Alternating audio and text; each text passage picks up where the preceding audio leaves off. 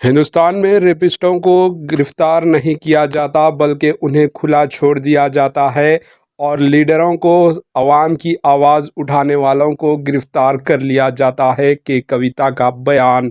BRS के MLC कल्वाकुंटला कविता ने कहा कि प्रज्वल रेवन्ना जैसे लोग मुल्क छोड़ जाते हैं और उन्हें खुली छूट दी जाती है और हम जैसे लोगों को गिरफ्तार किया जाता है। मुल्क की आवाम को इसका ध्यान रखना चाहिए और ऐसे मुजरिमों के खिलाफ आवाज़ उठानी चाहिए और सोचना चाहिए कि हिंदुस्तान में क्या चल रहा है, किसकी हिफाजत हो रही है और आम जनता को पर क्या रवैया किया जा रहा है। इन्होंने अपने अदालत से बाहर आते वक्त मीडिया रिपोर्टर्स से ये बयान दिया। Bureau report, HN news.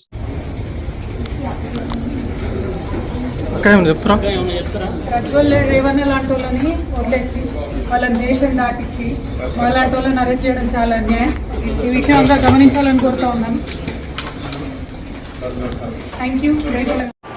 AHN news को लाइक करें, शेयर करें और सब्सक्राइब करना ना भूलें।